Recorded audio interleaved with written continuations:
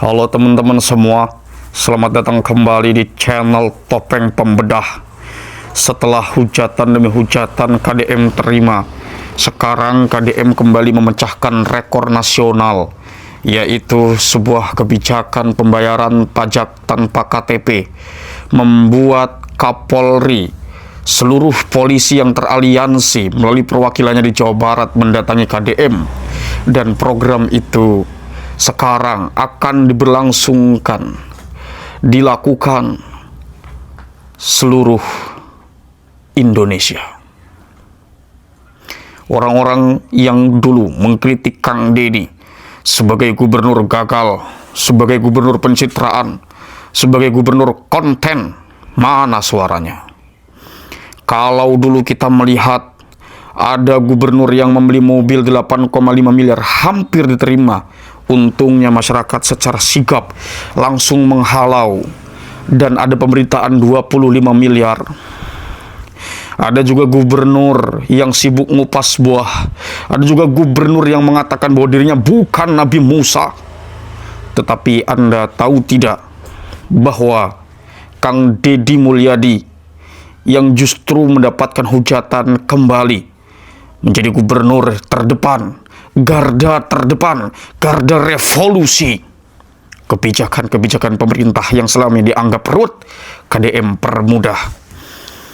Melalui kebijakan pembayaran pajak kendaraan tanpa KTP ini benar-benar mengambil atensi publik dan mungkin akan meningkatkan elektabilitas KDM, dan juga kemungkinan lainnya KDM akan banyak diserang. Coba teman-teman lihat beberapa video tampilan berikut di sini. Sekarang pelayanan bayar pajak di Samsat Provinsi Jawa Barat semakin dipermudah oleh Bapak Aing. Di Samsat Kabupaten Subang sekarang kita mengantri drive-thru.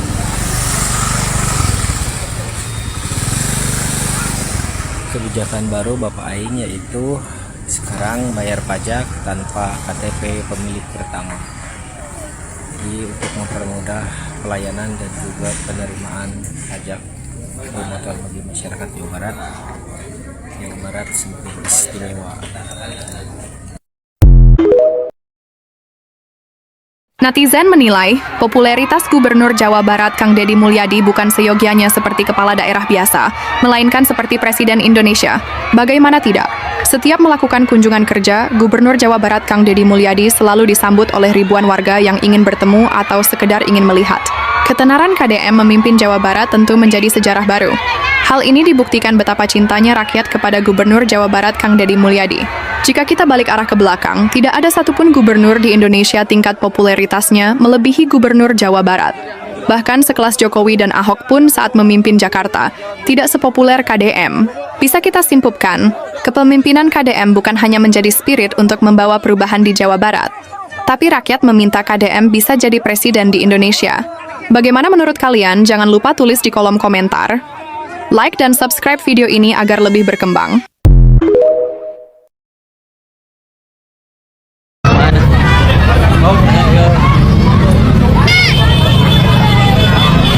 Jakarta, guys.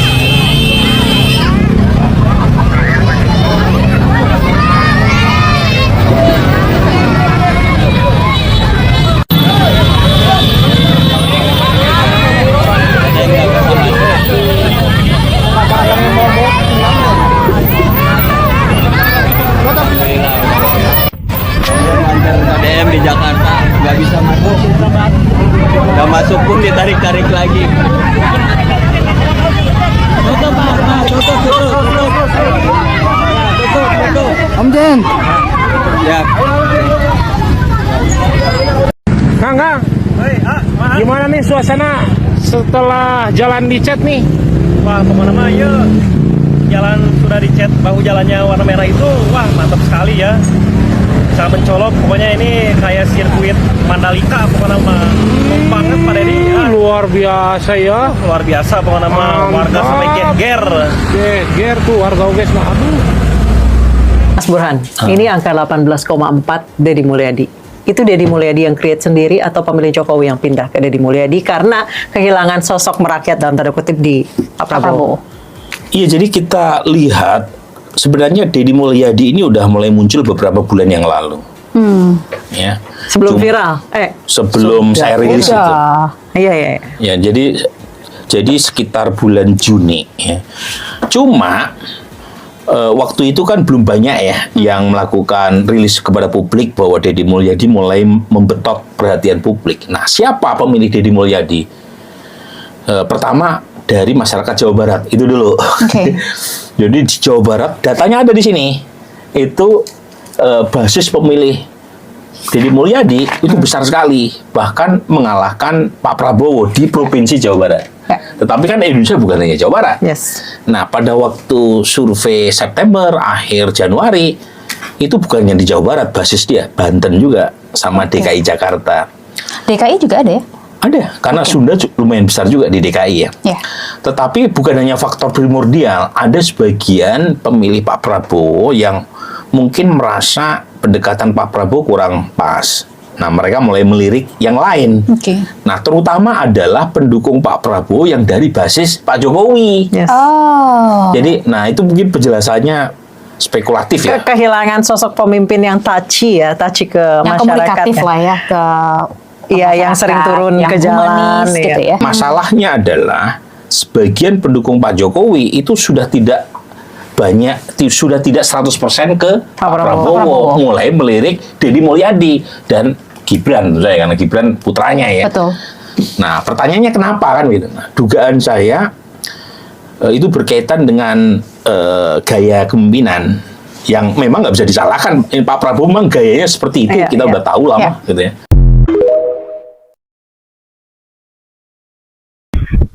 Jalanan di Jawa Barat nih luar biasa ya. Udah kayak sirkuit. Jadi jangan kalian anggap bahwasannya mencat pinggir jalan itu hanya untuk estetika. Nah, kalau kita hanya untuk estetika, mungkin kita bisa bilang mubazir. Kan seperti itu. Meskipun sebenarnya mubazirnya itu untuk rakyat sebenarnya nggak ada masalah. Nah, tapi pengecetan pinggir jalan atau bahu jalan seperti ini diperuntukkan untuk membuat jalan yang jarak pandang itu terbatas, dibuat jadi lebih terang. Jadi kelihatan bahwa ini tikungan. Jadi kalau malam hari, bisa jadi ini menjadi pertanda bahwasanya ini adalah tikungan. Kalau mungkin di tempat lain, di kota yang lain, mungkin biasanya hanya dengan garis kuning ini. Tapi ini kan sebenarnya tidak cukup. Dibuat marka selebar dan serapi ini, itu sangat-sangat mendukung supaya tidak terjadi di situ kecelakaan lalu lintas yang diakibatkan oleh jarak pandang yang terbatas, sehingga kita tidak tahu itu tikungan atau enggak. Jadinya sering kita menganggap bahwa itu adalah jalan lurus, ternyata tikungan. Dan itu menggunakan cat yang tahan terhadap goresan, injakan truk, atau hujan panas itu tahan. Ini bakalan awet. Apakah bakalan ditiru oleh kepala daerah yang lain? Kita nggak tahu, kita tunggu aja. Pertumbuhan ekonomi kita boleh jadi salah satu yang tertinggi di Indonesia. 512 ya Bu ya. Ya. Tetapi Jawa Barat di atas itu. Tepuk tangan buat Kang Deddy Mulyadi. Ya, hebat. Jadi penduduknya besar, ya, wilayahnya luas, tapi ternyata Pak Deddy mampu membawa Jawa Barat menjadi provinsi dengan pertumbuhan ekonomi tertinggi, lebih tinggi daripada tingkat nasional. Boleh tepuk tangan lagi, boleh. Ya.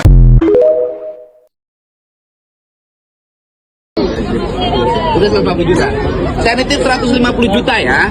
Tolong dibagikan per kepala keluarganya 500.000. Alhamdulillah. Alhamdulillah. Ya. Terima kasih juga jajaran TNI AL. Sudah bawa makanan. Sekarang makanan punya, uang punya. Alhamdulillah. Terima kasih ya. Amin. Ya, boleh. Ayo.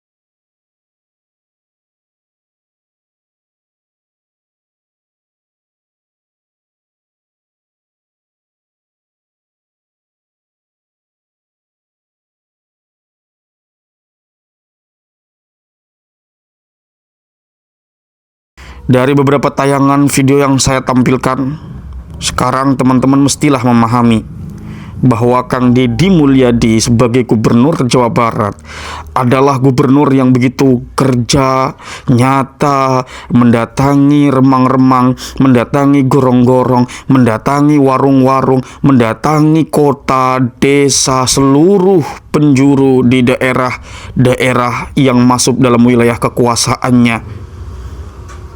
Dan KDM merumuskan persoalan dalam sebuah proyek infrastruktur yang dipercepat oleh Kang Deddy Mulyadi, pembangunan jalan yang sekarang menjadi terdepan di Indonesia dari seluruh provinsi yang ada. KDM kembali membuat gebrakan pembiayaan pajak tanpa KTP. Mungkin sekilas terkesan sederhana, tetapi teman-teman tahu tidak, impak daripada kebijakan ini adalah yang terjadi efisiensi yang ini tentu sejalan dengan Bapak Prabowo Subianto. Yang kedua, meminimalisir terjadinya kerentanan terhadap kebocoran data diri. Yang ketiga, meminimalisir terjadinya perputaran uang yang dikorupsi oleh oknum-oknum yang tidak bertanggung jawab. Itu hanya dari KTP. Jadi bagaimana teman-teman masih menganggap bahwa kebijakan KDM membayar pajak tanpa KTP ini adalah sesuatu yang sederhana? Tentu yang terjadi adalah di luar dari apa yang mungkin kau kira. Luar biasa, walaupun sekarang KDM masih banyak yang menyerang, mengatasnamakan demokrasi. Betul, kita sepakat bahwa KDM adalah bagian daripada rezim yang tidak terlepas dan tidak boleh terlepas dari pengawasan masyarakatnya. Tetapi pertanyaannya adalah, apakah mereka yang memberikan kritik kepada Kang Deddy Mulyadi itu merupakan sebuah kritik yang memang diperlukan atau justru kritik yang memiliki muatan politik? Itu dua hal yang berbeda.